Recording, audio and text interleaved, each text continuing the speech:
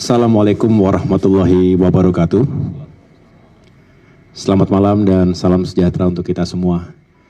Teman-teman media, insan pers yang saya cintai dan banggakan, terima kasih telah berkenan menunggu kedatangan kami.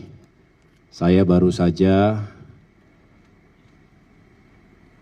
hadir di istana menghadap Bapak Presiden Prabowo Subianto. Kurang lebih kami berdialog selama kurang lebih 2 jam dan tentunya ada sejumlah hal yang bisa saya sampaikan pada kesempatan malam hari ini. Sebelumnya saya ingin menjelaskan bahwa saya baru saja landing di tanah air dari tugas di Tiongkok yang seharusnya atau seyogianya juga akan dilakukan oleh Bapak Presiden Prabowo Subianto beberapa hari ke depan ini, tetapi tentu situasi di tanah air yang kemudian kami harus segera kembali, dan untuk itu pada saat pertemuan para pimpinan partai politik di istana, saya diwakilkan oleh Mas Edi Baskoro Yudhoyono selaku Wakil Ketua Umum Partai Demokrat dan juga Ketua Fraksi Partai Demokrat DPR RI dan Sekretaris Jenderal Partai Demokrat Bung Herman Hairon. Kemudian setelah itu juga ada sidang kabinet paripurna dan tentunya sama-sama kita juga mendengarkan press conference yang disampaikan langsung oleh Bapak Presiden Prabowo Subianto. Pada kesempatan kali ini izinkan saya dalam kapasitas sebagai Ketua Umum Partai Demokrat untuk menyampaikan sikap, pandangan, dan sekaligus melaporkan kepada segenap masyarakat Indonesia apa yang tengah kami lakukan menyikapi situasi terkini di tanah air. Bisa dikatakan beberapa hari terakhir ini di berbagai wilayah, terutama di Jakarta, terjadi dinamika yang luar biasa, yang serius dan perlu mendapatkan atensi penuh dari kita semua, seluruh elemen bangsa, bukan hanya pemerintah tentunya, karena kita ingin menghadirkan solusi agar tidak berkepanjangan. Dan tentu tanpa bermaksud mengulangi apa yang disampaikan oleh Bapak Presiden, tetapi tentunya kami sebagai bagian dari pemerintahan dalam koalisi yang dibangun bersama, tentu juga ingin mendukung penuh langkah-langkah yang telah ditetapkan oleh Bapak Presiden. Sekali lagi tujuannya adalah mencari solusi yang terbaik, meredakan situasi, dan pada akhirnya kita bisa kembali beraktivitas seperti sedia kala, dan yang paling penting juga mencegah terjadinya korban jiwa dan kerusakan di berbagai daerah. Pertama tentunya kami juga menyampaikan duka cita, bela sungkawa atas meninggalnya almarhum Afan Kurniawan dan sejumlah saudara kita di berbagai kota lainnya yang juga sungguh menjadi tragedi. Dan sekali lagi kita berusaha sekuat tenaga agar insiden tragedi tersebut tidak terulang di waktu-waktu mendatang. Demokrasi dan kebebasan harus mendapatkan tempat yang baik di negeri ini. Partai Demokrat selalu mendorong itu, tentu diletakkan pada koridor konstitusi, undang-undang, dan aturan yang berlaku di negeri kita. Hukum tentu harus ditegakkan, berlaku untuk semua, termasuk kami mendorong investigasi terhadap insiden yang telah terjadi, itu benar-benar bisa diungkap secara transparan dan akuntabel. Sekali lagi keadilan harus tegak di negeri kita. dan ini berlaku untuk semua.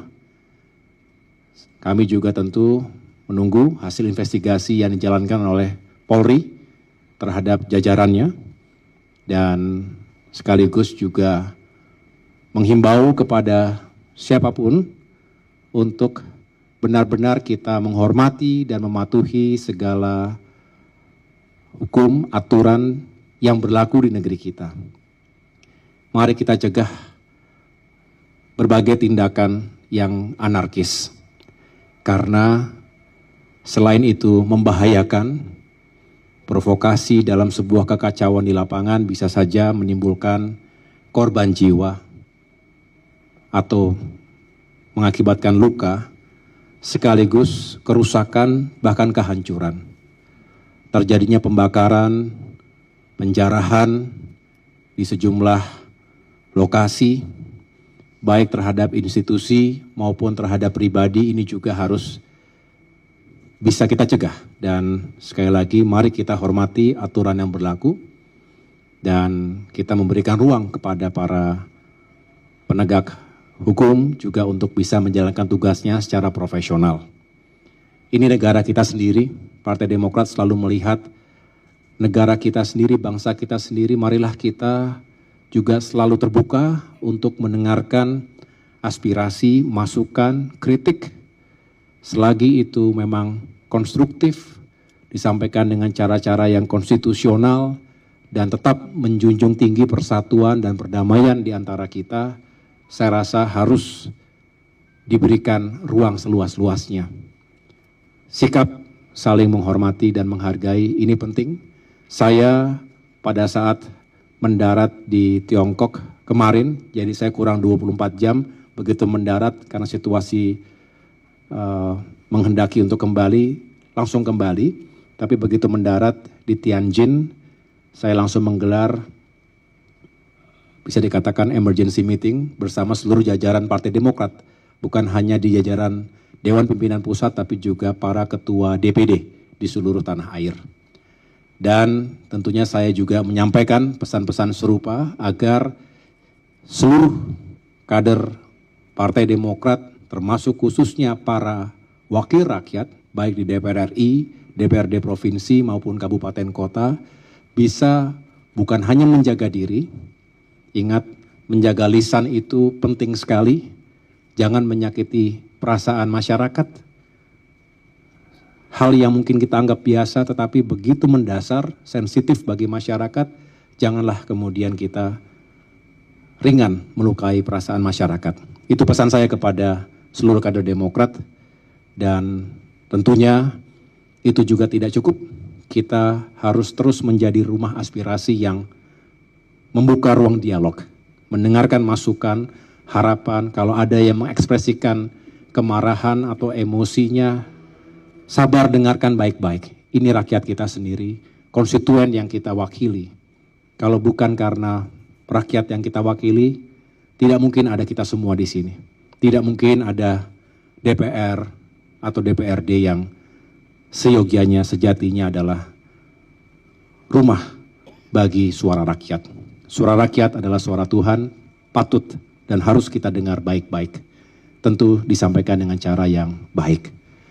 Lalu kami juga setelah ini akan melakukan kembali, bisa dikatakan pertemuan yang lebih intensif, sekaligus saya juga berkonsultasi dengan Ketua Majelis Tinggi Partai Demokrat, yaitu Bapak Susilo Bambang Yudhoyono, Pak SBY.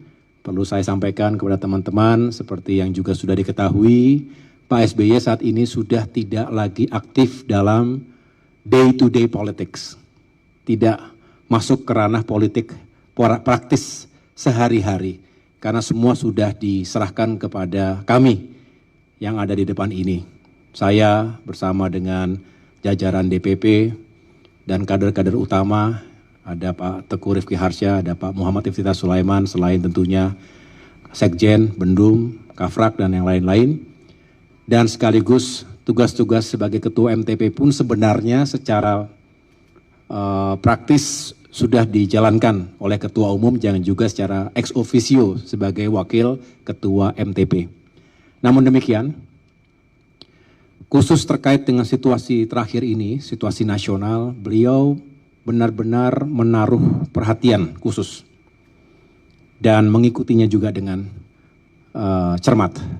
Sehingga malam hari ini, kembalinya saya ke tanah air, kami juga sudah mengumpulkan para kader utama, para petinggi Partai Demokrat untuk membahas langkah-langkah terbaik ke depan. Yang pertama tentu, Ketua Fraksi dalam kapasitasnya sebagai pemimpin para anggota DPR RI kami yang ada di Senayan juga sudah menyampaikan sikap secara tegas bahwa terkait dengan kritik termasuk desakan berbagai kalangan masyarakat agar ditunda atau dihentikan tunjangan yang dianggap kurang tepat dihadapkan dengan situasi saat ini, apalagi ada sejumlah anggota dewan yang mungkin mengungkapkannya secara kurang simpatik, kami dengan tegas mengatakan menolak. Jadi artinya kami tidak ingin itu menjadi isu yang berlarut-larut. Kita tolak karena sekali lagi suasana dan situasinya belum tepat. Itu paling tidak langkah awal yang beberapa hari yang lalu sudah disampaikan oleh Ketua Fraksi, namun malam hari ini saya tegaskan kembali. Namun yang lain-lain tentu membutuhkan solusi yang perlu dipikirkan secara komprehensif, karena urgensi dari situasi yang terjadi hari ini itu adalah kombinasi dari politik, hukum, keamanan, ekonomi, dan sosial. Dan banyak aspirasi masyarakat yang harus kami pahami dan kemudian carikan solusinya bersama. Kami juga tentu membangun hubungan dan komunikasi dengan partai-partai lainnya, dan semangatnya tentu sekali lagi mencari solusi bersama. Pada akhirnya kita ingin negara kita kembali teduh, damai, karena hanya dengan itu kita bisa kembali fokus pada pembangunan. Mari hentikan segala bentuk pengerusakan, pembakaran terhadap fasilitas-fasilitas umum, apalagi kemudian ada korban jiwa di situ. Dan kalau terjadi kerusakan demi kerusakan, bukankah itu juga akan menyulitkan kita semuanya? Mari sama-sama kita jaga situasi yang kondusif. Saya mengajak dan telah menginstruksikan kepada segenap kader Demokrat untuk juga menjadi bagian dari solusi. Jangan menjadi masalah. Tidak ada yang sempurna, tapi kita selalu mengevaluasi diri dan selalu ingin berusaha menjadi yang lebih baik, termasuk menjadi wakil-wakil rakyat yang lebih baik. Itu yang dapat saya jelaskan pada kesempatan malam hari ini. Selebihnya sekali lagi kami mendukung penuh segala upaya kebijakan yang diambil oleh Bapak Presiden Prabowo Subianto. Kami ingin segera bisa menetralisir situasi dan dinamika. Kita buka ruang di diskusi, dialog, menghadirkan semua elemen bangsa, para tokoh dalam dialog yang terbuka, dan sekali lagi satu tujuan yaitu mencari solusi yang terbaik untuk bangsa dan negara kita. Pada akhirnya kita menempatkan rakyat, kepentingan rakyat di atas segala-galanya. Itu adalah tujuan kita berbangsa dan tujuan kita bernegara. Demikian, terima kasih atas perhatian teman-teman sekalian. Kurang lebihnya saya mohon maaf. Wassalamualaikum warahmatullahi wabarakatuh.